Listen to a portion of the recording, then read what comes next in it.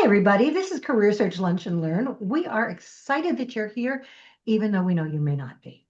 This is a career search networking group. We're here to provide you with networking support with perfect with tips and tricks and the things that you need to help move from this group to that next forever job. And I said next forever job on purpose because especially given today's job market, there are no forever jobs anymore. You always need to be networking, always need to be looking, always need to be making yourself that expert that everybody else wants to talk with, connect with, and hire eventually. So that's what our goal is to give you those resources. I'm Linda Brubaker, and I'm a career transitions coach, career strategist. I've been doing this program now for over 9 years. And I came to career search coaching with over 30 years of experience in human resources. As an HR business partner, a hiring manager, a manager of talent acquisition, a recruiter, and a headhunter or an external recruiter, an executive search consultant. I tell you that only because it's a way of providing you with the information that says, we know what we're talking about. Ken and Sue, who come here to support you almost every week, and we're going to let them introduce themselves in just a moment. But we give you information based on not only what were our own experiences, but what we get from everyone else in the industry, the research that we are constantly doing. We're checking in with colleagues. We're checking in with you. We're learning from you. We're pulling the best of the information, the current information, from our professional groups and from as many resources as we can to give you valid, real, up-to-date, usable information. The information that we're giving you isn't based on sales data, it's based on real stuff. We want to make sure that it works for you. So that's me. In addition to what I do here, I also do some individual coaching. I'm going to put that in the chat, and that's the end of my sales pitch. If you are interested in telling us a little bit about you, okay, make sure you're putting your information in the chat, including that real URL.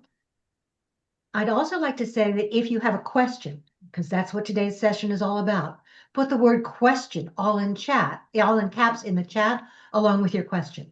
That way, if we miss it in the session, we can make sure that we get back to you afterwards. If you have a nugget, something that you pulled out that really makes sense to you, please write the word nugget or comment or something so that we can see it. And more importantly, so can you. And don't just say, yes, this is great. You need to be able to come back and take another look at a later date. We know that when you write it down, it comes up here, okay? And you want to be able to remember it. But more importantly, when you're going back to take a look at the chat or somebody else is taking a look at the chat, you want to be able to remember what it is that made so much sense to you. And we're going to do a recap post later in the week, but you want to be able to make sure that you've got that information too. It's also useful for anybody else doing it. I'd love it if you would share some of the tips that you're getting, either as comments on some of our posts or on your own, and tag us as well. It's a way of you gaining credibility, this group gaining credibility, of being able to share those insights with other people who aren't in the room. Because the goal of this group is to help as many people as possible move from career search to landing. That's what our goal is all about. That said, I'm going to let Ken and Sue introduce themselves, and then we'll get started. Hi, everyone. Kenneth Lang here from Northern New Jersey. I'm here to support all of you. Linda, this is such a great group. One of the things I just posted about today, and this is my latest thing, is about all the fake jobs and the fake recruiters. I actually did a PowerPoint today, and I'm going to be speaking to Linda's group later on this month. It is very, very frustrating, and some of my advice is this: don't even engage. Don't even reply back. Don't even reply as an opt-out. And what I'm starting to hear right now, and I'd be curious, and I'm going to ask some of the questions about this. Some people have actually been defaulting their voicemail messages to the default from the carrier because they're afraid that their voices are going to be used for AI. Mhm. And just something to think about because you never know where it's going to happen. So we live in a very crazy world, and we're all here to share and support each other. Just on a personal note, one of my recruiter friends was actually looking for a paralegal, so she messaged me on LinkedIn. I put her in touch with someone um, who's looking for a job, and I believe she starts next week. And it was just a very quick thing. She knew me, I knew someone.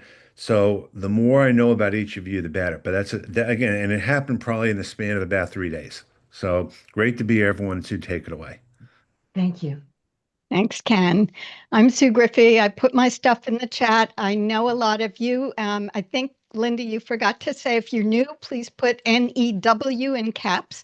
If we have time, we'll introduce you, but we'd like to at least welcome you in the chat. I do bring the pom-poms to celebrate our wins. And I also bring you a tip each week. Now, let me do a little bit of my complaining as a program evaluator that I made an offer to hear your name record or to look at your new headshot. I got 2 on name record. I got no on headshots. But just think about it. We're here for you. Here's my tip for today. In the last 2 weeks, and I know this because I was putting together this weekend 2 presentations, one Monday night on work trends in the last 6 months and one last night on what's changed in networking 2026 for a membership group that I mentor in. I saw 3 recruiters say, this is where 90% of people are tanking their interviews. You're not short enough and you're not talking to what they need to hear from you. It's all jumbled in my mind. I'll try to go back before I leave Saturday to post in the group. There were 2 or 3 that gave actual little recipes. First sentences, second sentence, 30 to 90 seconds. And when you think you're practiced enough, do it in front of people, because I find when I practice, it's great. I get in front of people and I do a little ad-libbing and I go off topic. So this is your warning and also your opportunity. I can't offer to hear these. I'll be on the exact opposite time zone from you all. When you're getting up in the morning, I'm going to bed at night in Japan. But when I come back, if I get enough requests, and I'm happy to do this, I might do a half-hour session. Ken and Linda, of course, I'll invite you. But I'd love to just hear the way you've practiced it, because that at least will give you some confidence that we love you. We don't want you to be here and we want to accelerate you getting out, but we can't do your work for you. All right, thanks very much. Oh, and these are our branded pom-poms. For those who are new, we have our branded blue and red for Linda's Lunch and Learn group. Take it away, Linda. Thank you. And thanks for all those reminders, Sue. By the way, I'm with Sue. Ken and Sue and I have all offered to hear your pitch, to help you with some of these things, to look at your headshot, to look at your about section, to do any of these. We're going to do some full sessions on these, okay, later in the summer. But if you've got a quick one, if you've put that name recognition into your profile, and Kim, thank you, I know you did, which is great. Share them with us. Let us hear them. Let us talk to you about them. That name recognition feature, for those of you who missed it last week or the week before, is an easy thing to do. It helps to make your profile stand out. It's not just how do you pronounce your name, but you've got 10 seconds. And believe it or not, you can say a lot in 10 seconds about who you are. Your voice makes you that real person. That's one of the things we're trying to do to help you stand out. So if you've put that in place, please let us know. Okay? Let us share it. Ken and Sue and I are all here to support you. We've got time. We have the ways for you to get a hold of us, DM us, connect with us. Okay? Make a quick little appointment for a conversation. We're okay with all of that. Okay. One more thing before we get started on our next version, which is that I want to make sure that not only are you putting nuggets, your highlights, whatever it is you're picking up in the conversation, put that into the chat with the word nugget, highlight, win, whatever it is, so that we can recognize it later. Make sure that you're also, if you've got ideas for future sessions, because I am planning now for the summer. So I want to make sure that these sessions work from you. I said we learn from you. We do. We want to make sure that what we're doing works for you and helps you move forward as we go. So if you've got topic ideas, put topic all in caps, or idea all in caps, or speaker all in caps. I do use all of those to try and move forward. And that leads me to my next thing before we get started, which is Ken's version. Ken usually says this as part of this. The chat is a valuable resource. Make sure that you're not only downloading it. Yes, I'm going to put it in the private group, but make sure that you download it. And then here's a great use for whatever AI tool you like to use. Run the chat through your AI tool to pull out some of those learnings, those nuggets, even the LinkedIn URLs for people. Okay. The things you want to follow up on. It's a great use for AI to try and analyze that data. So make sure that you're doing that. And if you don't know how to download the chat yourself, I'll say this again at the end, but at the top of the screen where it says Career Search Lunch and Learn, click on the 3 dots, file save. If you want to do it the old-fashioned way, click anywhere into the chat, click select all, and then copy, and then you can put it into a Word document of your own. Now, if you're doing it either way, you probably want to either do it several times during the course of the meeting or wait until the end and make sure that you're scrolling up to get every comment that's in there. Okay, that's the end of my plug. Now let's get started. So if you've been in this group before, you know that one of the things we do is that we celebrate wins because wins are important for all of us. So if you've had a quick win, please raise your digital hand so that we can bring you up on screen and celebrate with you and learn more about what it was all about.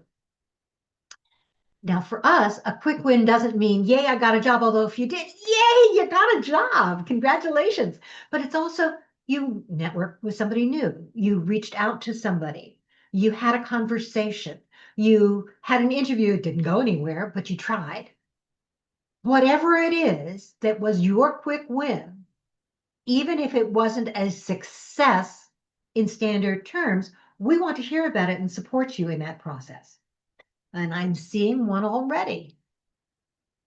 So if you haven't, raise those digital hands and let's hear what they're all about. Hi, Kimberly. Hi.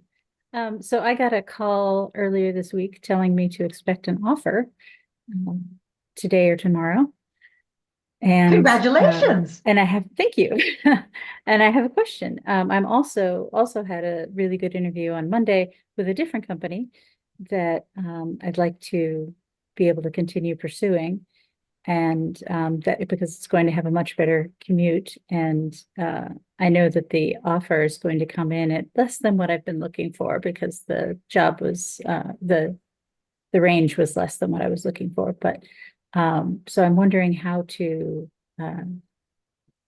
put off that or how to basically stall on the offer so that I have a chance to finish the process with this other company. Okay, Without so letting them think that they're my second choice. I get it. So I know what I would normally say, but Ken or Sue, do you have anything to start us off? I don't know in this economy what the best answer is because you don't know for sure if the other job is going to come through or not, and you don't want to spite yourself losing the job that's there. I mean, I think it's a personal decision that you have to make. You can probably put them off for a day or so, maybe, and say you need to think about it. But I would be very careful. And now, in a different economy, maybe not. And again, I don't know what the difference is in salary and location and everything else. Um, this is going to sound horrible. And I know the recruiters don't want to hear this, but you can always accept the offer and turn it down um, if you get the better offer, which is probably what my mindset would be if I Yeah. had got it. Take the offer, but if you get a better offer, you can say sorry. And again, a recruiter's not going to want to hear that. But this is every person for themselves. I don't know what Sue thinks or No, I Claude agree. thinks. I go along with you, Ken. Normally, in the olden days of a couple of years ago, you could say I need 48 hours, and if it was over a weekend, even better. to hear from someone. And in the really olden days, probably 2020, we could say, I have another offer that should be coming in the next 2 days. Is that a timeline that works with you? Because I'm very interested, but blah, blah, I've been interviewing. So I agree with Ken. If you think that this one that you'd like to pursue really sounds like it's going to move forward, maybe you could tell the one that's coming soon with the salary you don't want, that you don't want it. But I wouldn't reject anything at this point. Get in the door. That's my thought. I hate to say it. 3 years ago, I was telling people if you stayed at a job 6 months, that was fine. And now that's like, if you stay at a job at all, I mean, they're expecting this, and you don't want to do it willy-nilly. We know from your question that you're struggling with this. So now I'm going to let Linda give you the arbitration and the weighting factors. So from a recruiter standpoint, as well as from the coach standpoint, I agree with them. Okay, yes, in this economy, normally we would say you're getting the offer on a Wednesday or a Thursday. May I think about it over the weekend? Okay, I'd like to see the full package. And normally they would say yes. They're not necessarily doing that anymore. They may give you 24 to 48 hours. Okay. You And can make still, sure it's coming in writing. Sorry, Linda. Make Oh, sure no. make sure it's not just a phone call. We're offering you this job. Get it in writing. No matter where you live, there are state labor laws, and you want to protect yourself by getting it in writing as a Absolutely. formal offer. So your clock doesn't start until you have that written offer. And that written offer can be an email. Okay. Not a text, not a WhatsApp. Okay. An email. But once you have that, that's when your clock starts running. It's okay to ask them for their benefit package up front. It's also okay to say, when they give you the offer, to negotiate a little bit. One of the things we are finding is that, yes, some companies are a little more hesitant to do that. But if you go in and say, I'm really excited about this. Okay. But this offer is coming in a little lower than I was hoping. I was really hoping for something more in the lines of such and such. Now, if you're not talking major differences, okay, if you're talking 20 or 30,000, they're not going to meet it. Yeah. Okay. But if you are talking maybe 5, maybe 10, they may be able to come in between. So I was looking for more like this. Can we get a little closer? What do you think? Okay. So that negotiation can take place. But I absolutely agree with Ken and Sue. In this economy, okay, yeah, all days, 3 or 4 years ago, I would have said, it's okay to say you're actively interviewing. And by the way, you want to make sure that they know that you are actively interviewing as part of the interview process, if they ever ask you. Because that makes you, whether you are or not, by the way. I normally don't say lie. And I'm not saying lie. You are actively involved in the job market, right? Actively pursuing If other you're job opportunities, all of searching, you. you're always looking whether you have something out there or not. Exactly. So they want to know that this is not a one-trick pony for you. Okay. That's part of the interview process, not necessarily the offer process in these stages. Yeah. A couple of years ago, I would have said, I'm actively interviewing, as you know, and you are absolutely my first choice. But because I have gotten involved in the process, I think it's only fair to continue with the interview that I already have scheduled for Monday. Is that okay with you if I let you know on Tuesday? And then in the interview on Monday, you would have come back and said, I have an active offer. Is there any way we can move quickly? You are my first choice. Today, I'm not so sure that works. One more temporizing factor. I forgot, once you get the offer in writing, leave it overnight. It usually come in the afternoon, and then write I need a clarification on these 3 things. Yep. And then you're winning another 24 hours out of it. I mean, they're hearing you respond, but you have valid questions. And even if you get their full benefits package, I can guarantee you there'll be some question you want answered. Yep, absolutely. So you can always do that. And that does buy you an extra day. Okay. And that's what you want. But I absolutely agree. If you've taken the job and you can't negotiate either a higher range or a higher level, sometimes even though it's a lower level to start with, they may see you at a higher level anyway. You don't know what that offer is really going to be. If you can't do that and you really go through with the interview on Monday anyway, if they make you an offer and you decide you want to take it, you go back to the first company and say, I've been actively interviewing in this process. And while I really love the work that you're doing here, I've just spoken with another company whose goals and position better matches what I can bring to the role and my future goals. Appreciate the offer, okay, and then move on. You may Okay. burn a bridge. Yeah, that's what I'm trying to avoid. However, I have now seen 2 posts or 2 comments from recruiters who said somebody did this to them, turned them down after an offer, either to go back to their current employer or please don't do that. But to do that and then applied for another job again and wanted to be considered. They wanted to be, the company decided to consider them again for a different level position. It's awkward because you've got that bad feeling, are they going to turn me down again if I bring them into this process? So if that happens, that's the case that you want to do that, reach out to me and I'll give you some language that we can use. But the idea is the only one who cares about you right now in this process is you. You have to do what's right for you. Okay. So It's How are you hard. congratulations. feeling, Kimberly? I'm not really sure that we helped you all that much, but Yeah. Did we go too far? No, I think that helped. Okay. So one It's last hard to question, be then out I'm of going your to let you get comfort off zone. screen.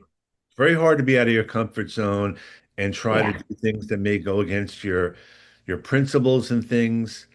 I get it. I've been in that Yep. position. I actually had to do that. And I felt bad for the recruiter because Yeah. but not that bad. I mean, Yep. Exactly. Remember, the one you have to be concerned about is you. yeah, By the way, so first of all, congratulations. yes. Thank you. Okay. How did you find that job? And then we're going to move on to somebody else.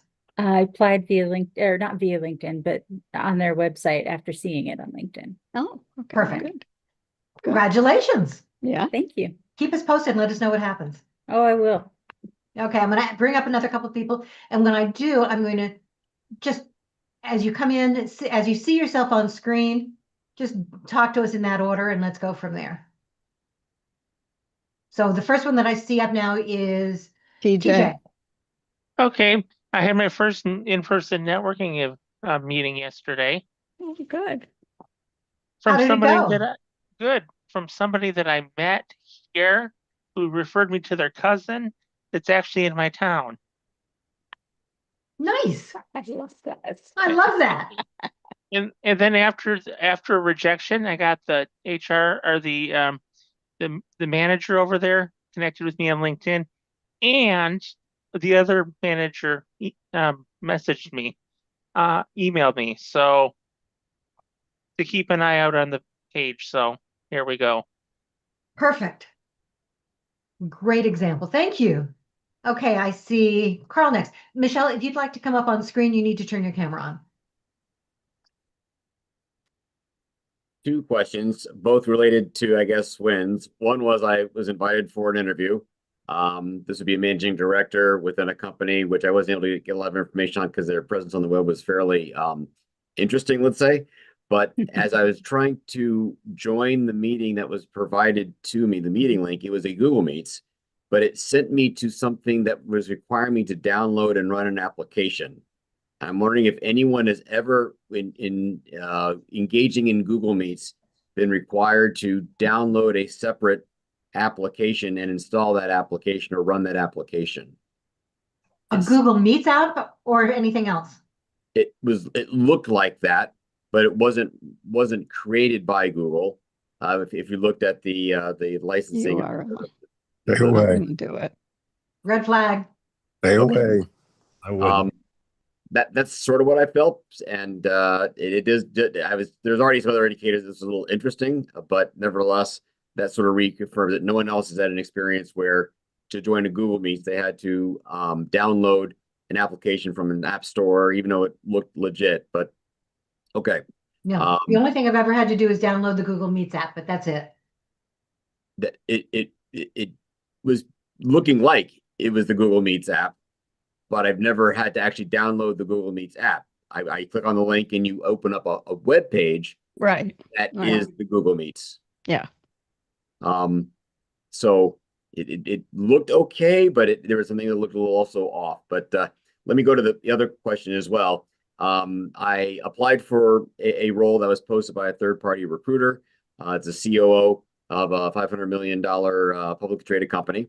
And the recruiter, I have an appointment with the recruiter for a screening interview on Friday. This would be a great role to land. I mean, it checks like all the boxes. It'd be really great. A person I was networking with said, "Hey, I know someone at that place.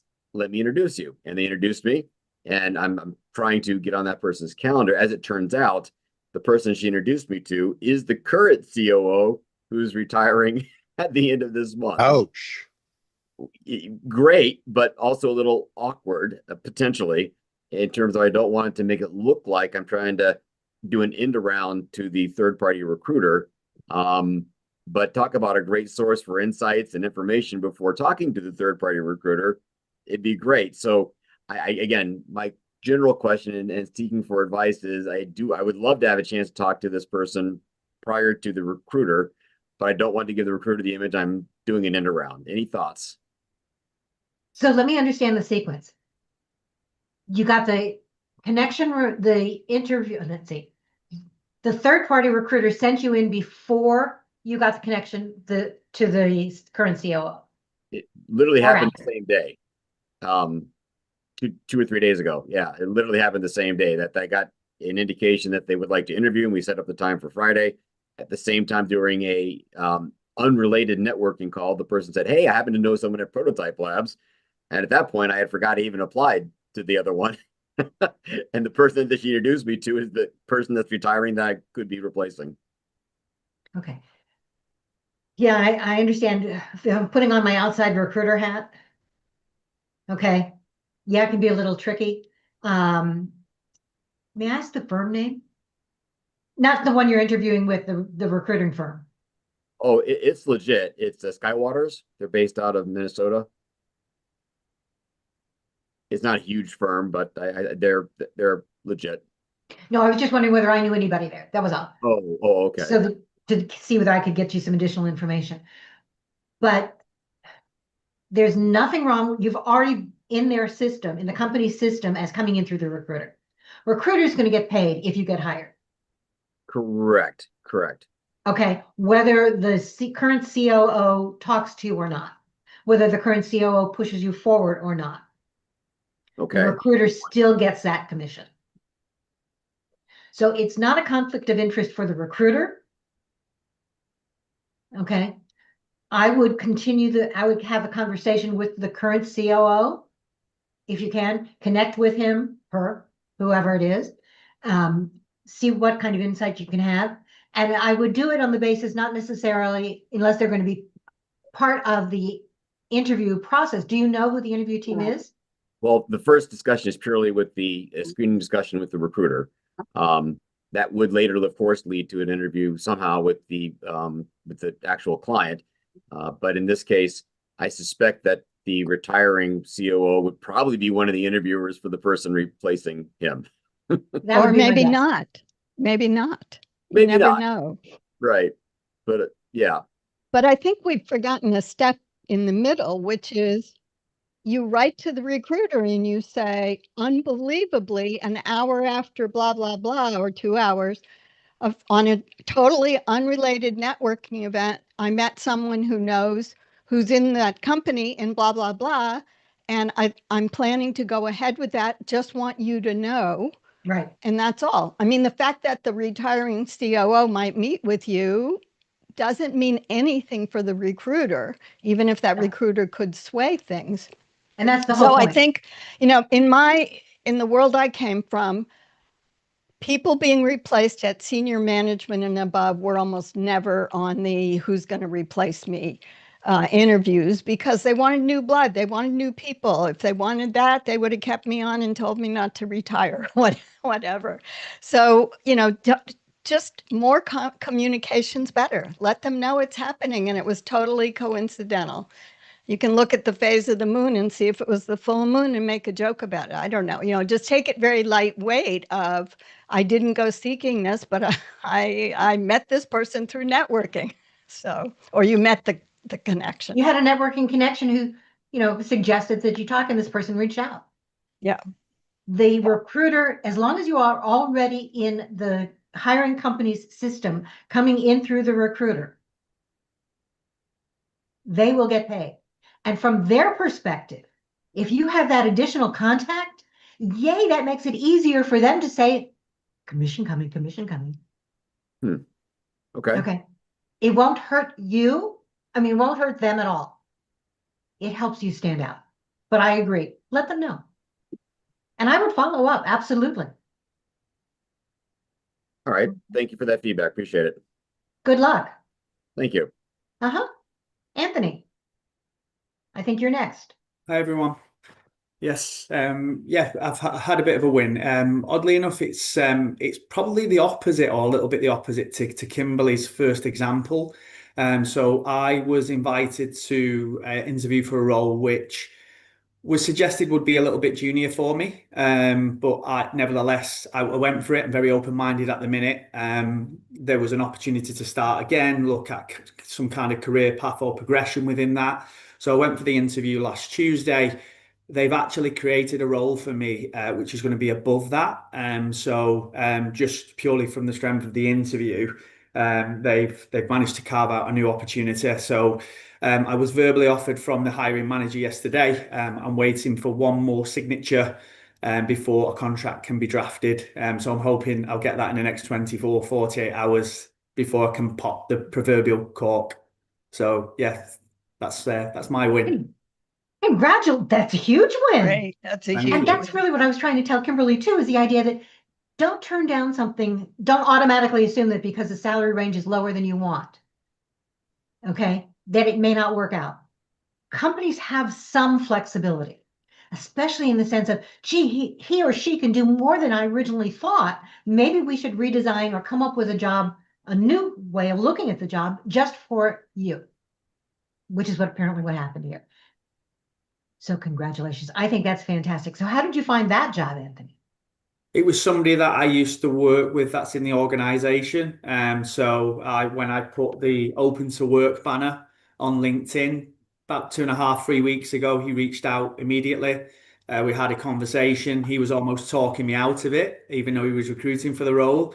But I said, no, nothing's off the table. Let's have a conversation. And it went from there. They've took on a new client. It needs a lot of attention. It needs somebody with a specific skill set, and that's the role that I'll be going into. So yeah, it's all happened relatively quickly, but I think I've really tested some of the things that I've probably, or tapped into some of the stuff within me that hasn't been there before, in terms of actually being open-minded and taking that leap of faith. And it's worked out. So yes, I'm going to take these new skills over the last couple of months into the future, Anthony, as well. Excellent. And always be networking, always be looking. And guys, that I know there's a lot of controversy around the LinkedIn banner, the open to work banner, even among Ken and Sue and I. Okay. But I believe that it works. Yes, you're going to get a lot of spam, you're going to get a lot of junk, but you also never know when you're going to actually see those connections that are going to make a difference. And as a recruiter, most recruiters actually like that LinkedIn open to work banner. We know that you're interested. So don't shy away from it. Congratulations. And congratulations for them to actually building that job around you, because you took the time to share everything that you can do and took that opportunity to interview even for a job that might not have been at the right level. Yeah. Yeah. Thank you very much. Congratulations. huge. Okay, guys, are you getting some of these? One of the reasons that we do more than just you share the win, we talk about them, is so that you can learn from them and adapt some of this as well. So I'm hoping you're picking up some of these nuggets too. Okay, Charles, you're next. Linda, I had a question. The woman who had an offer but wanted the other and was waiting, Yes. trying to stall, wouldn't it just be fair to say, unfortunately, my situation's changed and I'm no longer able to accept the position? I hope you understand and that our company's fantastic and I'd love to work for you in the future, but my situation's changed. And sort of leave it at that and maybe end on a better note if possible and leave the door open without saying, I just need to make a little more money or be a little more challenged or whatever it is, right? That's a great way of phrasing it, Charles. Okay. Now they may press you as to what that situation changes mean. And when they look at your LinkedIn profile in the future, if you apply again, they're going to see that you got somebody else. But you're not lying. You're not going beyond anything. You're still keeping the door open. Right. And you're not being mean or malicious or vindictive in any way. Nope. Sometimes less is more. That's my Absolutely. note. Perfect. Thank you. I just want to reinforce, though, the issue for Kimberly is the timing has enough of a gap that she didn't want to turn it down and then find herself out on the whatever's coming next. So, but your wording, I listened to your wording. I'm like, I got to write that down. That is like a perfect phrase that you had. So go back and listen to this tape. I'm saying, talk about old ageisms. All right, go back and listen to the recording and I'm trying to get rid of my ageism attachments, like the Rolodex I got rid of, but not much else sometimes.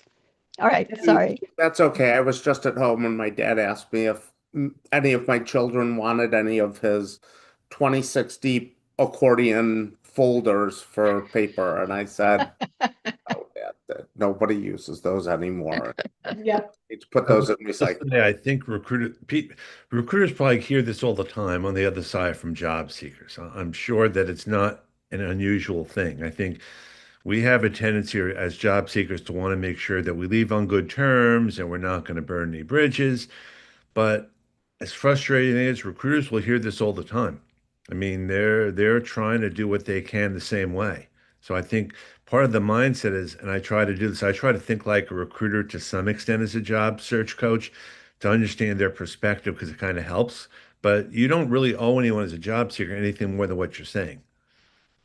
Right. Exactly. Perfect. Thank you. Great way of phrasing it. I tried to capture it in the chat, and I'm not sure that I did well. And I recognize that my spelling is off, but oh well. Michelle. I had some wins last week, well, actually the last month. I joined a Hispanic professional network group, and so I have been actively going to their events and practicing my elevator speech and meeting a lot of different people. Also getting insight of some government jobs because I'm applying for government and corporate jobs. So that was very helpful. I did interview twice last week. One was a second interview. One was a first interview. The second interview didn't go so well. I think they thought I was too overqualified. So they even asked me, like, what have you been doing the last 6 months since you've been unemployed? Or how do I not know you're not going to leave in 3 years and say that you want to move up in this role? So that was very upsetting. I was expecting those types of questions, but I do have another interview with a corporate company that would be ideal and just everything I would want. So I have that interview scheduled tomorrow. So it's promising. I mean, I was starting to lose hope, and then it really helps getting out there and networking, and then just tailoring my resume to these roles. The tailoring really helps, and the networking really helps. The idea is, as somebody mentioned earlier, it's making sure you're doing it from their perspective. What can you do for them? Not just what you want. What can you do for them? So that's what's really important. Thank you. Congratulations. Keep us posted and let us know how we can help. Great. Thank you.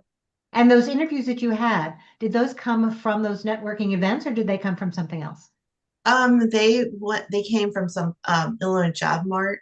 It's a website for village Yep. jobs. So two of them were from there. And then the other one was from LinkedIn, but I went to the company's website. Perfect. So I'm hoping that works out the most. Okay. So they were direct applications and then you followed up Yes. with other things. Mhm. Perfect. Guys, don't shy away from direct applications. They really do work.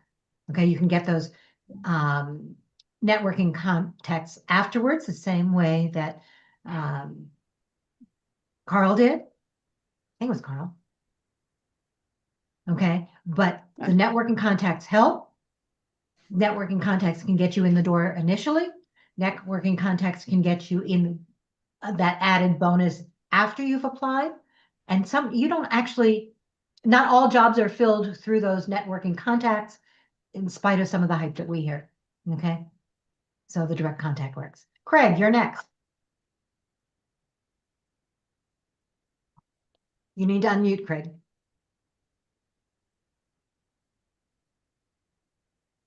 There you go. Here I am. Hello, folks. First of all, again, many, many, many, many thanks to Linda, Ken, and Sue for this incredible experience. It's really helpful. So I have a little bit of a victory. I've taken a little bit of a sidestep. I will remind you I'm an HR leader, business partner, and I've been in search for a new role in that direction. I actually have become engaged with voiceover work. And it was something I kind of stumbled on through something I guess I'd seen through Instagram. And, the initial conversations, just a lot of money to be invested, which, not for me right now. Anyway, I reached out to my contacts, and it turns out one of the people I hadn't spoken to in quite a while is connected with a founder of a massive voiceover studio in the city. So we had a great conversation through the network, welcomed me in, and ended up Monday taking 2 classes, which a little bit over $100, but it actually paved the way. And now I'm kind of heading into the next steps of that. So I've really been focused, I guess, on voiceover as, if not a full-time, it's another thing to do. I mean, I did radio and acting all through college. Oh, I had been told that my voice is memorable, as it were. I can't sing. But yeah, so I've really thought about that. And it looks like I may be heading in that direction. So keep your ears and eyes open. And again, I wanted to thank you all. So some of the work that Linda encourages is really just a lot of self-study. And I really, not that I'm not interested in HR at this point, but I kind of look back and I say, do I really want to go back in that direction? So don't know what will happen, but everything is really, really good. And everybody on this call will absolutely land. So thank you all. Keep us posted. I think that sounds fantastic. DM me later. I've got a contact for you in the voiceover world. Perfect. Thank you. Okay. of course you do, Linda. I'm always amazed at that. You're asking about the recruitment company like you might know someone there. I mean, you are very well connected. So that's great. Yes, and congrats, Greg. I just want to point out to people, because I reviewed the research again for the presentation I did on networking yesterday. In 2022, MIT did research on what they're calling weak ties. So the people in our network who we don't know as well, right? They're the outer circle, if you will. And the moderately weak ties are going to be the strongest for you. And Craig, this is a perfect example. Someone you know that you hadn't been in touch with for a while.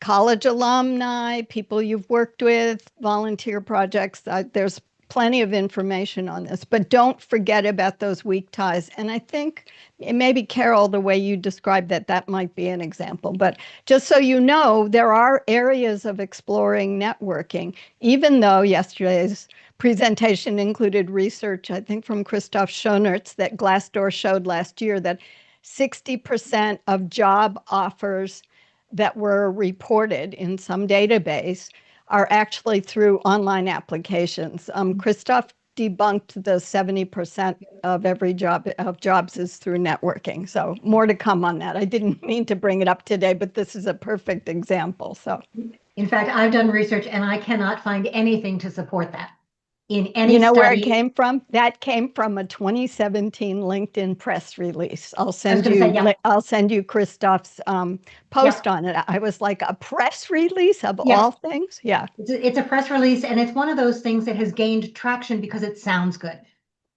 It's that anecdotal evidence that everybody is now relying on that has no basis in fact. Yes, exactly. So when one of the reasons that I keep asking people, how did they apply for these jobs? How did they get them? Is because I want to make sure that people are understanding that while networking is important, direct applications absolutely work. And here's one of the best reasons to use that networking is to find out those informational networks, those informational ideas. What's the job all about? How did you get here? Can you tell me more? Talking to that current COO, tell me what's working for you. What challenges do you think somebody else is going to be facing? So, Sue, I would have a question about that as well.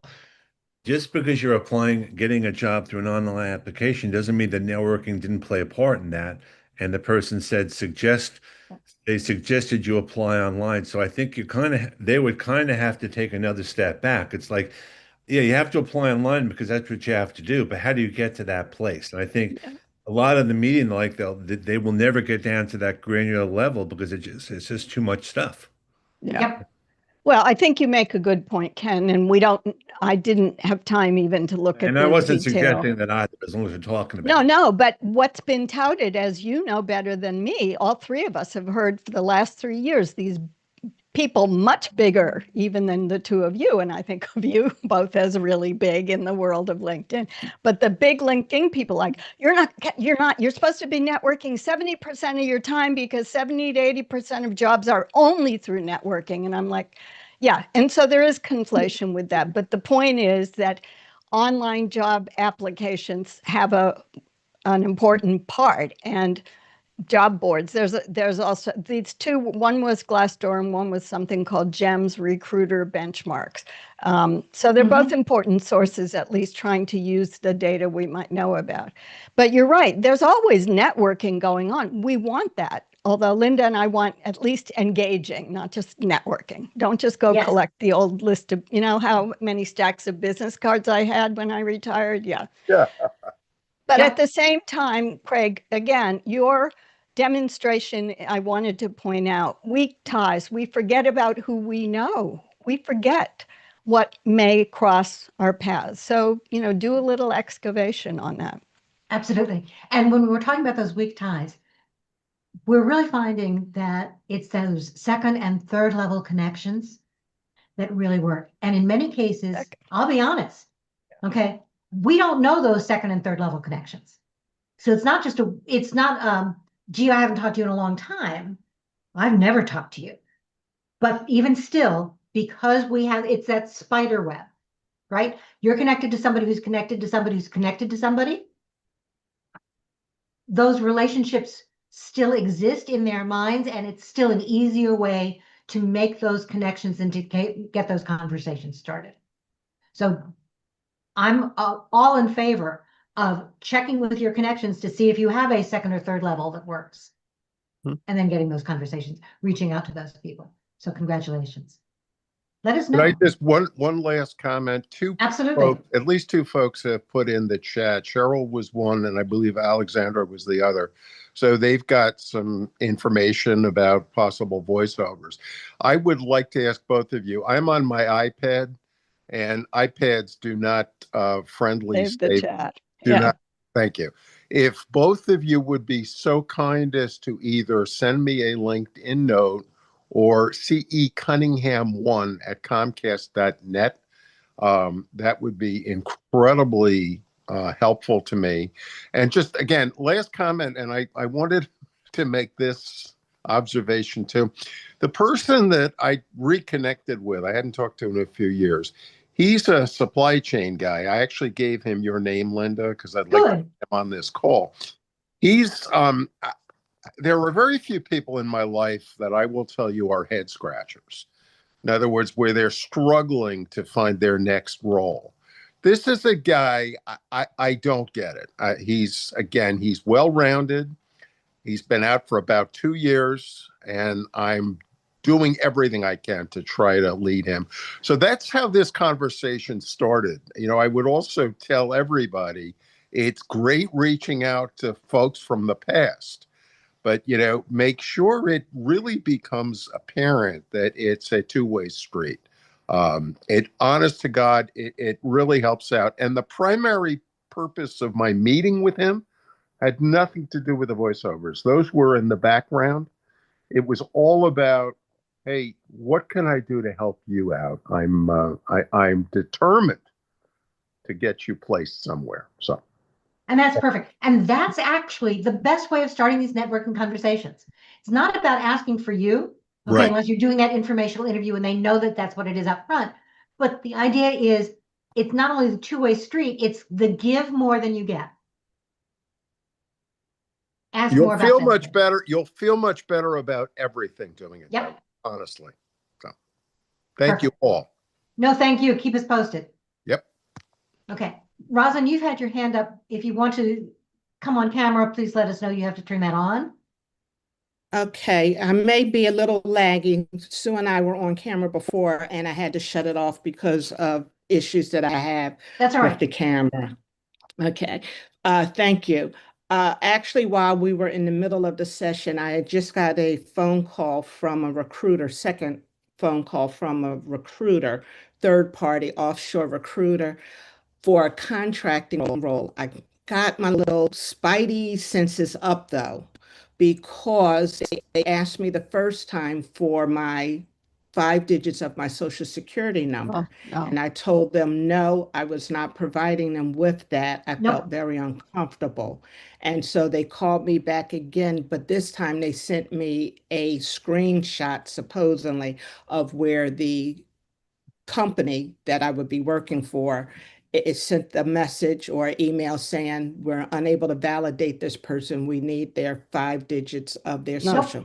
And I told them no. So I just wanted to share that to let you guys know that, they have what looks like a legitimate LinkedIn website. I went to the website outside of LinkedIn. It looked legit, but remember, everybody can create these websites. But I don't believe we should be giving up any information. And if you want me bad enough, let me be the one to reveal my hand and give you all the information. That's once I get an offer and, give you my social security number, personal information, or what have you. But I just wanted to share that since we had the call today. Yeah, thank you for the reminder. Never, ever, ever provide your social security number as part of this kind of process. Unless you're actually hired or they're getting ready to do that reference check, the background, where they may need it, do not. I very rarely Also, say do no not, date of do birth not. and no location information other than city and state. Correct. Yes, correct. Mhm. Okay. And if you're ever in doubt as to whether or not this is something you should do, reach out. Okay. We'll help you figure that out. But in this case, good reminder, do not provide that information. And what Okay. they said that I thought was strange, they said, and it was to work with a former employer, they said, well, they need the last 5 digits of your social security number just to confirm that you used to work there. And I said, that Nope. really doesn't make sense. Absolutely My not. name should be enough. Yep. Mm-hmm. They do not need that social security number. Thank you. Thank you. Okay. Kate has been on waiting for a while. Kate Flanagan. I'm sorry if we jumped over you. No, that's fine. I appreciate that. Thank you. Kate, did you want to unmute yourself? Kate, Sure. I lowered my hand. I wanted to tell, I think it was okay. Anthony. Was it Anthony that just picked up a job. I looked at his LinkedIn and I have to congratulate him because he looked like he listened to whatever the talk was last week, and that was my suggestion for a new topic in the future is, can we go over that one more time? But I thought his LinkedIn looked great and he got his skill sets down to a certain point and his endorsements down. And so I just wanted to say, well done. That's great. Thank you for sharing that. You're right. One of the things that we do is we provide that networking, that support for each other. So if you're making changes, let us know. Let us support you. Okay. And if you pick something up in this group and you're using it, share it on LinkedIn. Let other people know. Make sure you're tagging us. But that was great. Thank you so much, Kate. So what did you see that you saw? What would you like us to do again? Oh, it's funny. I'm not remembering his name. It was Timothy, or who did the talk last week on the new AI of LinkedIn? Tom Pounder. Tom. There was a lot there, and I have another contact that did another AI presentation, and I just think that is a topic to go over once again, and maybe just as a suggestion, if someone wants to volunteer how they're adjusting their current LinkedIn to the new AI LinkedIn. For me, there's a significant number of changes that have to happen. So no, I agree. By the way, if you missed it or you want to watch it again, go to YouTube. As of this morning, when I woke up, there were 93 people who had already watched that video on YouTube. I just think it was really packed. It was densely packed, and we didn't really get to ask questions. There was some new terminology in there. Yep. There was quite a lot. And so if you looked at my LinkedIn, I have quite a bit to work on both the front end and back end. And is it next week we're having a back end LinkedIn specialist? Is that what you've mentioned? Next week, Jeff Young is going to be here. He calls himself the LinkedIn guru, and he is. He's never met a question about LinkedIn he couldn't answer. Well, I'm going to take some language from that last presentation and throw it at him and see if he knows. Do it. By the way, the slides from last week are in our private group. I just put the link into the private group again. Okay. It was a jam-packed kind of thing. Now, what I'm also doing is just so that you know, I'm doing recaps of those posts. And now there's not a whole lot there. Okay. Because especially with Tom's presentation, it was so jam-packed that I'm going to be doing a couple of posts related to it just because there's so much information there. But I'm sharing those recap posts in the Career Search Lunch and Learn page. That's also where I am posting events and doing things from there. I think that'll be the direct. No, I'm doing it as viewing it as a member, so that's not going to do it, but okay. Somebody can share that direct link. That would be great. So the Career Search Lunch and Learn page is where I'm sharing those recaps, where I'm posting events. You can come to the events without saying, yes, you're coming, but it's a nice way of sharing it so that other people know that you're coming. It shares the event, it broadens it. The other thing is that we've talked several times about having a current job. You can use that. You can become an employee of Career Search Lunch and Learn if you want to have a placeholder job. List yourself as a contributor. It gives you that current job that's there and as part of that, it's while looking for my next role as. Okay, but add a couple of the skills that you're using. It's something that I'm offering as a way of giving you that placeholder so that you look like you're currently employed, even though you're not. And yes, still keep that open to work banner up. Okay, several of you have done that as well. Okay. And yes, Kate, we will do more on that. And we'll also do some LinkedIn profile reviews. Well, I was going to suggest there's a lot of people doing LinkedIn AI presentations out there right now. It might be interesting to see what other people are doing because those slides were really packed. There's a lot. So yeah. other try and get more options. Yeah. Okay. All right, Brian. Yeah, so I shared my good news last week that I landed a contract role, which I'm expecting to start next week, so that's the good news. Question I have related to LinkedIn. I've had a placeholder on my LinkedIn during this period since I was laid off. Um,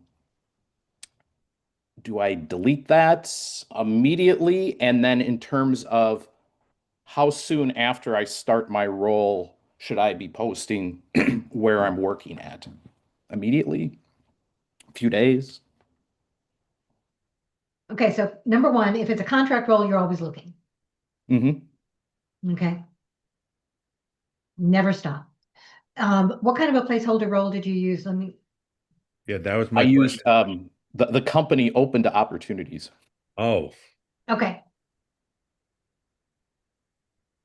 I could probably, after you've started, I would probably take that off. Okay. And so there will be a gap then, essentially, since September to. The only thing we're really concerned about is the current. Okay. From a and you can LinkedIn, put that in volunteer too. If you want to break up the exactly. gap, put it Okay. in like in a volunteer section that way. The thing is your resume, again, if you're gonna, you want to announce to the world you got a new job, but you also want to mention how you got the job. Yep. It's not just about I got it, because you're sharing best practices too. Um, like you said, you're always looking, no matter what. And Yep. people understand that. But I would definitely consider moving something like that to a volunteer space so it doesn't, Okay. you're going to have a gap at the top, but it's not going to hide everything. Yep. We don't want to necessarily have those gaps, but you can change the title. Okay. Okay. One more thing you asked, when should you announce to the world that you have the new job? Yes. My thinking on this one has changed over the years as well. I used to say immediately. No, I would wait till you have to get your first paycheck at the very least. I normally, at this point now, I'm normally saying 2 to 3 months. Okay. And I don't mind doing that. I don't mind waiting on that. And that kind of leads to my next question. So, despite I got the role, I accepted this role. I've got my name in the hopper for a number of other roles, of which I have an interview on Friday for another one, and it's a permanent role. Um, there's also another company that's probably at the top of my list in terms of target companies because they're building out their whole technology enterprise. And I had the initial screening, which went well. The recruiter actually reached out to me and said, "Hey, the hiring manager thinks you might be better for this other role." I read through their job description, and I am not a better fit for that role. But I know that there's going to be other roles that are going to be coming up over the next few months. So I definitely am planning on keeping in touch with this recruiter. My question is then, how frequently should I reach out to that recruiter just to keep in mind that, hey, I'm still interested in your company? See, Um, you're bringing up things which I hadn't even realized before. If you're still looking for a job, you don't want to post a new job if you're going to okay, get a job a month later, which is really the job that you want. sure, In okay, the same way, I mean, every situation is different. Maybe I would change the open to work to maybe something else like a job title or something. But until you get the job that you feel you're going to be at for a while, whatever a while means these days, I would probably hold off, okay, with that bit of information. I don't know if Sue and Linda agree with that or not. Yeah, I do. Same. Yep. Okay. okay. I And appreciate that feedback. yep. Contract roles, you're always looking. Yeah. Okay. Actually, even when you have a permanent job, since we know that they're not permanent, keep your eyes open, keep your ears open, always be networking, always be thinking about it. Always be Okay. seeing how you can help other people too. That's good. All right, Good, thank good, you. good. Mm-hmm. Kim, Hi, yes, the placeholder, since I'm on the placeholder for the Career Lunch and Learn, yep. I was taking a peek and I noticed like some people still have on underneath their names, they have connect, other one has message, and mine has nothing. So I don't know what I did wrong when I look at it when you go to people. So that's a side if anybody can figure that out. But my questions are, and you mentioned a few weeks ago about the cover letter, and I didn't get to type it all together and write it. So you have a cover letter, whether you're uploading a cover letter to an application or you're going to send kind of a cover letter in an email. And you're indicating that you don't have to put the whole up in the left-hand corner. You don't put the company's address or anything like that anymore. You don't have to do that. If I have a separate letter, I want to make sure I still have my data on top, like that looks like my resume. I'm matching it, like my name and all that. What did you say to do for the deer when you don't know who they are? You Do just not. start. So you just start right with, you start right with your paragraph immediately. I just wanted to verify that. Okay. Yeah. So from the standpoint of the person reading it, anytime I get dear hiring manager, it looks generic. Yes. Okay. And so don't do team, which is what I've been Don't doing do in the team, past. Yeah. don't do hiring manager, don't do dear recruiter. Okay. Yeah. Unless you have a specific name, Yes. that whole salutation line goes away. Okay. Good. All right. I just feel so much better. I know I mentioned before because some companies might have several different sub, what's the word? Lots of different companies in different states and stuff like that. So Absolutely. The global. And the other thing with the cover letter is even when companies don't ask for it. And I saw a post this morning, somebody saying cover letters are so over. They're not.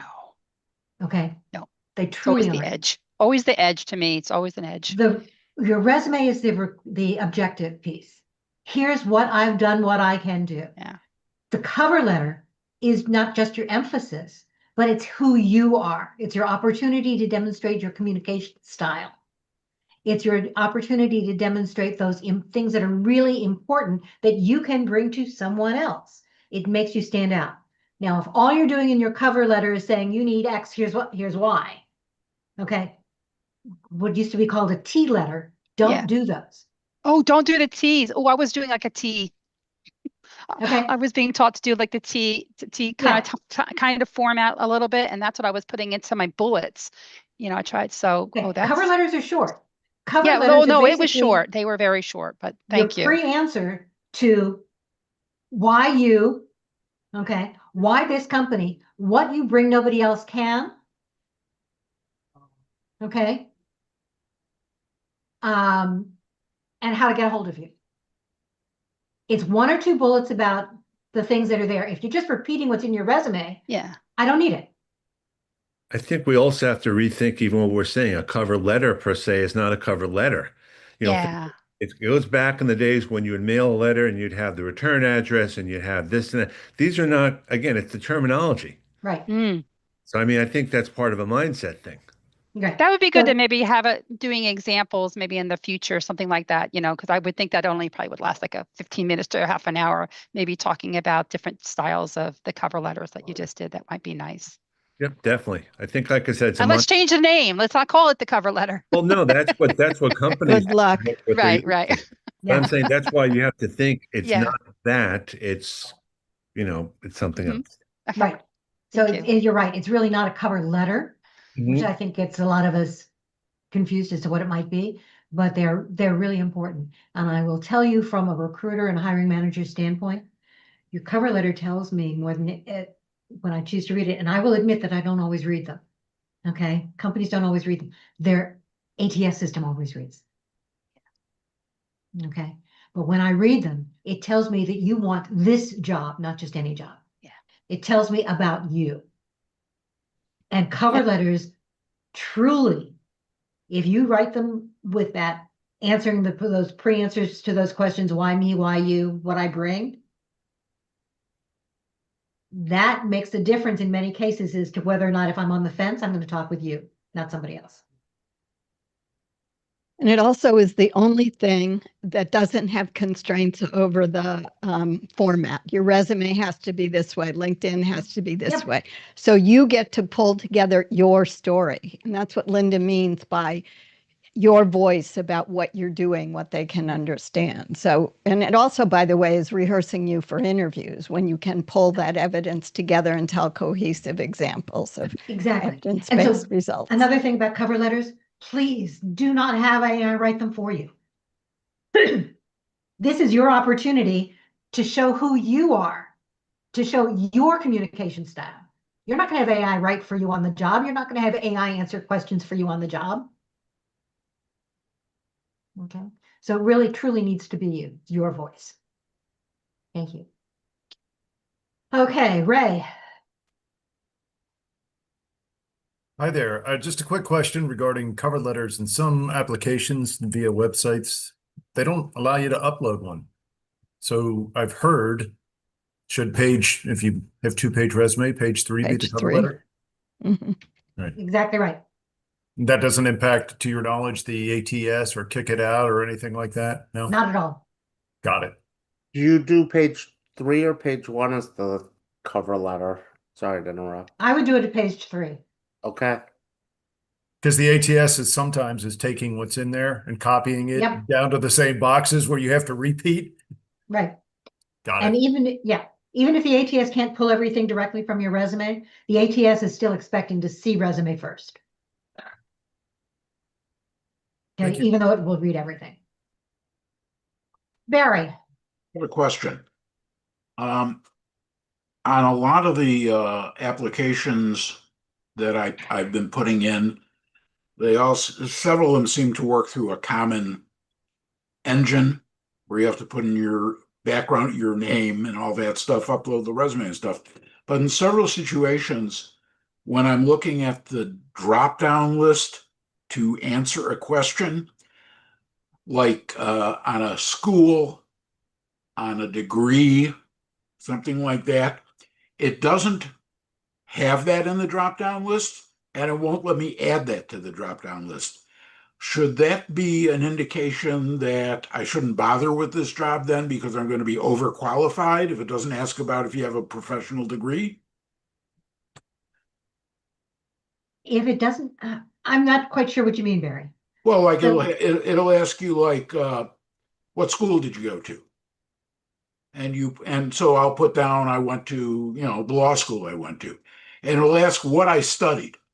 And I will, I'll try to put in law, but it only has law in the context of undergraduate studies, for example. It doesn't want to let me add law. Or it's a question about what's the highest Degree. level of education Yeah. you finished. And I will look for it'll either say Juris Doctor specifically, or it'll say like a PhD, which is a doctorate. That's what I have.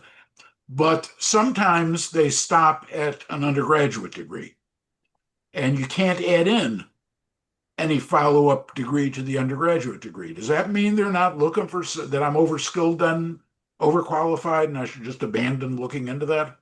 I wouldn't abandon it. I would put in your bachelor's degree and where you got it. The rest of it's going to be on your application. Don't worry about the rest. The other reason they're doing that is because of the backlash a few years ago against advanced degrees singling out people that had lived and work experience equivalent to that, the way the federal government says 5 years of this equivalent to a master's degree, whatever.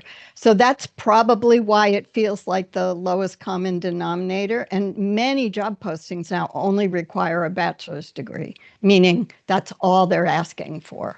And many of them are not even asking for a degree at all these days. That's true too, Linda. Okay, so it may be on the application itself, but in terms of the job posting and the job requirements, we are seeing more and more companies and government positions, by the way, that are not asking for a degree as part of the requirements for the job.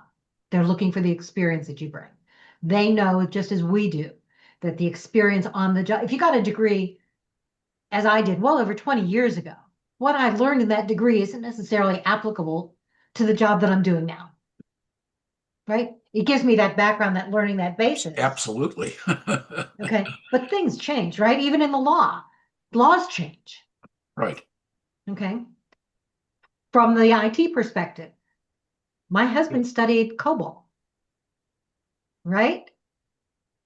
Nobody does COBOL anymore. So the that's space not station, I mean, the plant, the things that are circling Pluto run on COBOL and old stuff, but they're the And only. a lot of the financial systems still run on COBOL, and I hate to say No, I know. But they're not hiring for it. The State Department of Labor does too, which is one of the issues that they've always had. Yeah. I've seen some job descriptions that list COBOL as one of the skills they would like you to have if it's a technology skill. Because It no is one a knows, dying there's no one is skill. One other teaching you. question. I don't have the time to learn all the different AI engines. If I was going to pick just one to learn, no, don't do that. Which Oh, is are you the- talking, you're talking about choosing a preferred Yes, AI, which is one of the the which is LLM or the AI GPTs? engine that I okay. should give my time to learning? Yes. I think we all have our own preferences. Yeah. So I use two, but for different reasons. Yeah. I use Claude. Okay. So for example, when I'm going to take the chat and I'm going to run it through something, I'm going to use Claude. I use Perplexity for research. Perplexity is one of those tools that will give you direct sources. It doesn't, especially when you tell it not to, but it will give you the information you need and tell you where you got it. It's not going to give you its own conclusions. Okay. What do you guys use? I do Perplexity. I use Claude for certain things more short term. Right. And I also use Notebook LM because I have a lot of yeah. documents that I want to all have in one place. And I like a portfolio approach. But Barry, the most important thing is get comfortable with one. Right. And then It doesn't matter explore which one. the others because they all operate on the same things. Write a good prompt and you'll get good output. I mean, basically, it's not that you have to learn them. Yes, you have to learn. And when I got back on ChatGPT a couple weeks ago just to try something, I was like, oh, I haven't been here in 2 years.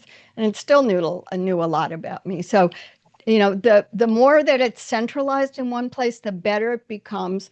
But if you're going to use Claude or Perplexity, set it up so it knows some background information. And there's all sorts of resources on the web. Search for the ones that say Introduction to Establishing Claude and My Presence There or something like that, so that you're not trying to teach yourself. It's all about the prompts and what you're looking to get out of it. Yes.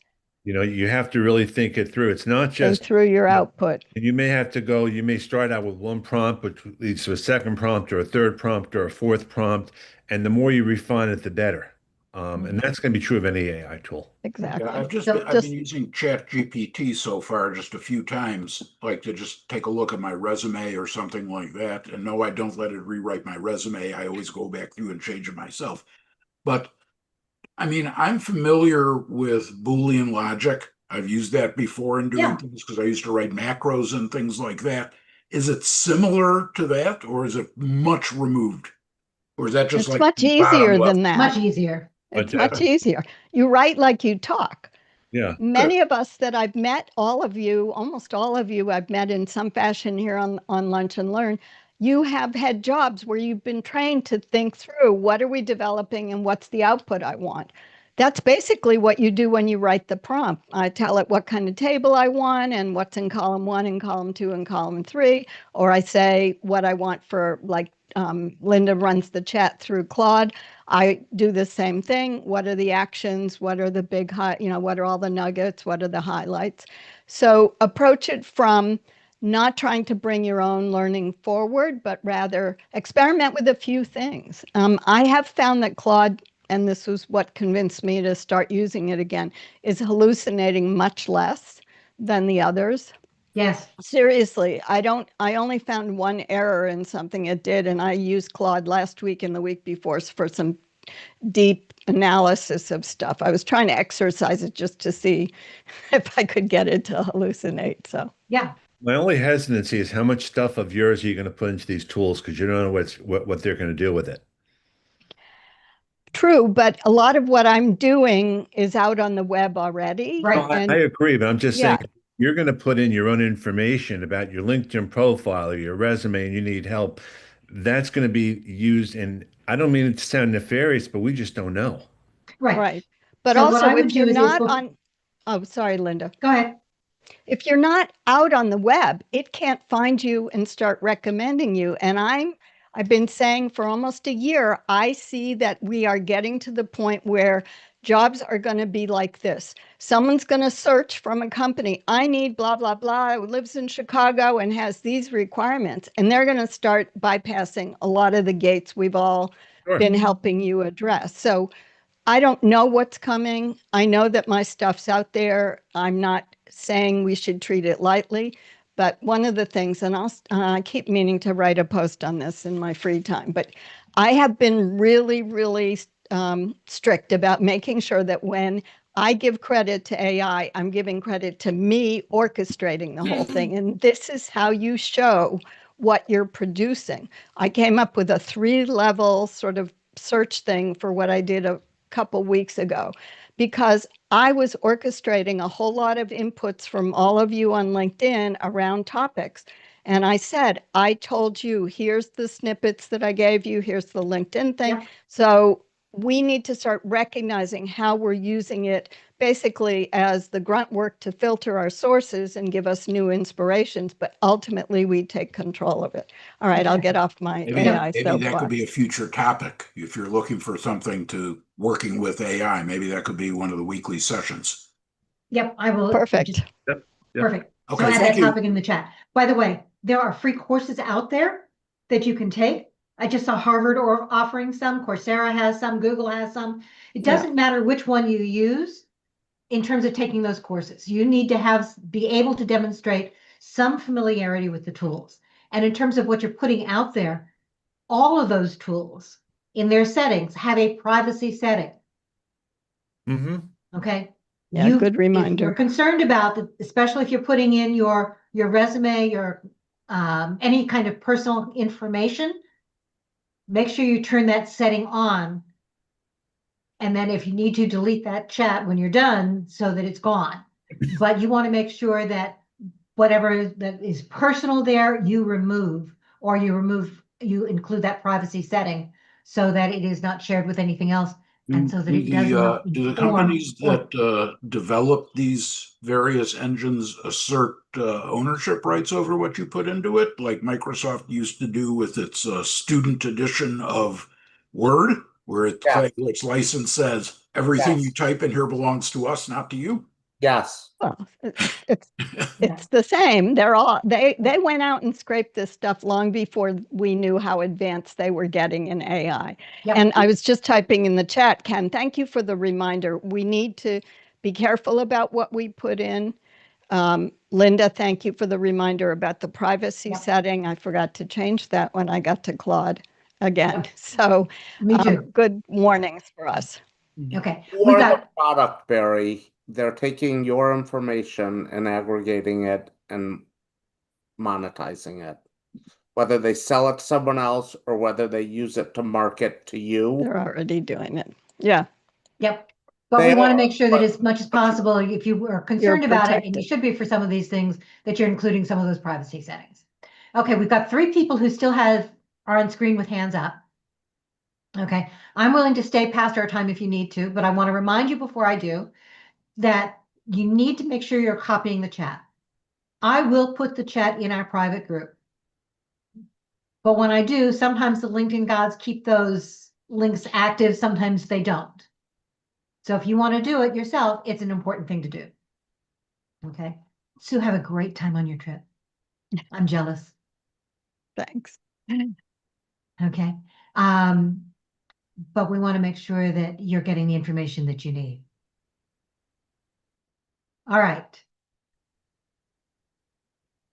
As I said, I'm willing to stay on to answer these next couple of questions, so let's keep going. So TJ. I'm going to make this really quick. How many words, how long should a cover letter be? 3 short paragraphs. Okay. You can add a couple of bullet points in there as well.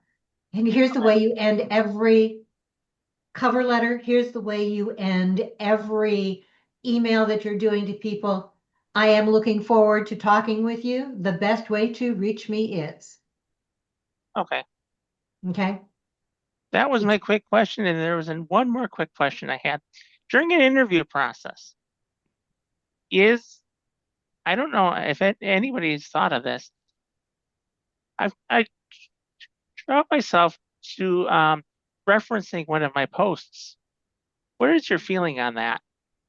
Like, for example, if it fits in with what we're talking about, like say I recently wrote about X. You could, if writing about X is going to be important on the new job. Like, let's say I talked about making somebody not feel like they were a burden for asking for help. If they were saying, how did you deal with this particular situation? You could, okay? But remember, you're talking to people, they may not have that reference. Okay. But what I would do then is in your follow-up, instead, share the link to the post. Okay. Okay, you can do that as part of your thank you or a follow-up. Okay, I didn't know what you thought of referencing that during like a related conversation. You can say it, but remember, they're not going to look at it during the conversation, and probably won't look at it either during the conversation. Okay. Okay. Jason. Two things real quick. One, just I know some people have been dropping and are continuing to drop, but going back to the conversation we just had on privacy, I think everybody needs to keep in mind that there are a lot of these AI platforms that either already have incorporated paid advertising, where it's just an additional monetization channel for them. So, for example, ChatGPT has started this. Others, Google clearly has the capability. So I think it's one thing to put personal information out there, which I think generally we all understand or should understand not to do, right? But I think that the flip side is if you look at what we're all using the platforms for, from a marketing perspective, what messages prospectively can come back to us based on what we are feeding the system, right? So could helpful information come back from a paid advertisement within the platform based on our chat history? Um, so I think that that's just kind of one piece of the puzzle that, we all talk privacy and security, and it's extremely important. But I think that in addition to that, we need to be mindful of these companies that are strategizing and trying to figure out ways to consistently monetize, because there's been articles recently about AI companies and token use actually costing companies more money, especially those who have just done massive layoffs. Companies, there's been a lot discussed in the last couple weeks about companies who have laid a lot of people off to save salary costs are actually spending more money in AI infrastructure than they had been with those individuals at the companies. So there's just a lot of developments and things going on. The other thing I was going to say is if we just, from a prompting perspective in all the systems, doesn't matter which one. For me, I come from marketing. I've done search engine optimization for years, way before AI. So if you look at the old school, for example, Google search, it was all about keyword use, right? But there was ways to get dinged from Google as a brand or a marketer in regards to how you are utilizing keywords. And so there were developments, there were algorithm changes and updates over the years, and Google got ahead of the curve and people had to adapt.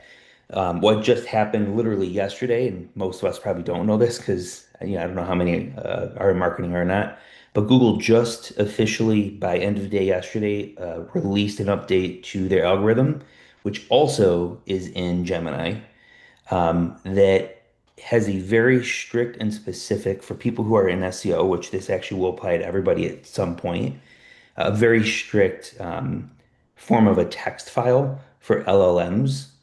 So now Google is slowly moving AI and search into more of a self and brand dictated process where people in companies who are marketing products now can we're at the beginning of influencing the algorithms, AI search stuff. And so I wouldn't be surprised if other AI platforms, ChatGPT, Claude, et cetera, are going to be doing something similar. So where I'm going with this is that the keyword use, people were searching in Google years ago and saying, I want to find an HVAC contractor in my area, right, or near me. That was all keyword based stuff. We're moving away from that. But the prompting looks for, a lot of the systems do look for a form of a keyword to figure out what exactly what you want the system to respond with. So for example, if you're coding something and you want it to be a you want the AI platform to write a application demo or synthesized demo of some sort, it's going to look for write me an application or synthesized demonstration, something like that. So those sort of keywords, I think we all need to be mindful of as we type. It's looking for very specific words to know exactly what you want out of it. And I think that's where hopefully some of the hallucinations may really go away, is the more specific we are, the more volume of information we provide in the prompts, the better the results. But also the more keywords within that prompt, the more accurate result you're getting back based on what you're actually looking for. And then I think that's true. So the thing with the hallucinations is they're growing. They're out there. We know that ChatGPT, Gemini hallucinate a lot. Okay. Claude doesn't as much. Claude has gotten a truth standard that has recently been built in. Perplexity is also, there is much less likely to hallucinate, much less likely to, however, be a free thinker, if you will. So if I'm looking for research, I go to Perplexity. If I'm looking for brainstorming or ideas or other things like throwing in this chat, I go to Claude. But for all of them, you can say, please only work on the information given. Please use only verifiable sources and be able to provide the source code if you're going outside. Do not add your own information in unless I'm specifically asking. Okay. So you could add all of those prompts to it. But yes, it is real language as opposed to anything else. That's what LLM stands for, large language models. So it's using native language to ask some of those things. Yeah. But yes, I wrote down an idea of, gee, we need something on how do we write a good prompt. Thank you. Lisa Beth, thanks for waiting. Oh, no, I don't know that I should even say this anymore because I think it may kind of freak people out. Just so you know, in terms of your Google searches and everything that you're doing, there was just a case and it's now public. You can look on your own. Maybe don't Google it.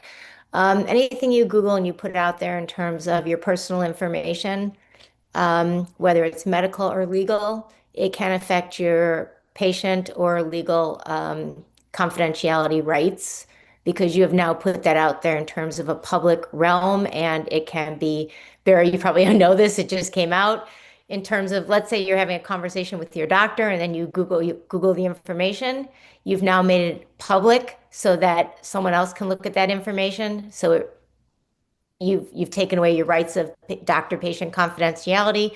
The same with an attorney. If you have a case and you've now researched it, it's made it so someone else can get involved in that conversation.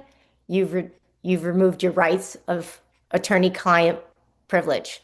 So if you're researching something and it is about a specific company and it's something that's privileged information in the company and it gets out there, you've assumed liability for putting public information out there. Just an FYI, nothing is private anymore, and it's just the way it is. Just a caution. So it's that's really the other important to reason- understand this now. It is real that you have lost your right to privilege if you Google, I'm using it as a mass general term, but right, if you search. So here's the deal. Even Yes, with privacy, by the way, even with the privacy, they can forensic search anything, even with your privacy settings. They can forensic search it, that's true. But I'd have to read the rulings to see it. And if you send it to me, I'll Lisa, send it to you. Yep, I would appreciate it. But my understanding is that if you're trying to do this from a job search perspective, you're putting your information out there, don't do it in ChatGPT because ChatGPT does not have those privacy concerns. Do not just do a standard Google search. There are no privacy restrictions there at all. But if you do it in something like Claude and make it private and then delete it when you are done, it should go away. Okay, and my understanding, and I'm not a forensic person, I'm not the full person there, but you may need to check with the rest of it, but you have to be very careful about what you put out there. That doesn't mean that you shouldn't do the searches. Okay, Just be No, I'm careful not about what implying that. I'm just saying, don't put out private information about a company or something that's under a DNA. Absolutely not. Right, Do something not like do that. private information about that. Just do generalized searches. And you can ask your questions, but I would ask some of those NDA, questions. sorry. I'm sorry? NDA, not DNA, non-disclosure. Right, non-disclosures, right. But I would be careful about how you do it and do some of that follow-up. But for those of us in job search or looking for some of that information, you need to do some of those searches to get it.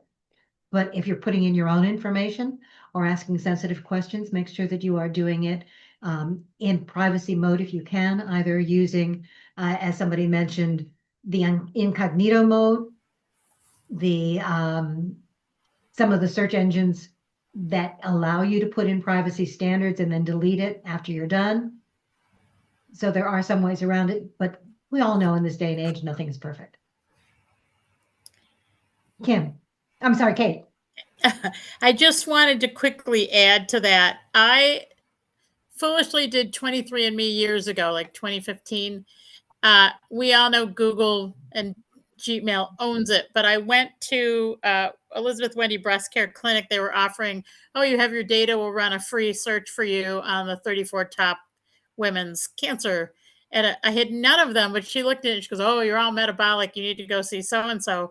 But she said, it's interesting. The day before they had the lawyers come in, they shut down the clinic and they had an all-day meeting. And she said that we are no longer able to send messages over any free emails. So Gmail, AOL, Yahoo, they own everything on it. It is not safe at all. And that you should go out and get an encrypted email like a Proton or something else to communicate back and forth. I figure at this point, I did ask Claude to do a genetic project for me, as well as a new app for a whole new inflammation thing they're using in Europe. But I did not know about the private settings, and I did not know to ask him to erase it. And he did prompt on his own that I shouldn't be putting any of this information into him. So I'm like, thanks a lot, Claude. You did a great job, but you probably should have told me that ahead of time. Yeah. So the tools are constantly evolving. The laws are constantly evolving. The science is constantly evolving. We're going to have to keep going with learning what we can and doing what we can. Just don't use your Gmail account. Yeah. All right. Thank you for that. Thank you, Lisa Beth. Anything else I can answer for anyone today? Next week, we have Jeff Young, the LinkedIn guru, coming, and let's see whether we can't stump him or get all your LinkedIn questions answered. Remember to copy the chat. I'm going to leave the meeting open for a couple of minutes so you all can do that. But I am going to turn off the recording.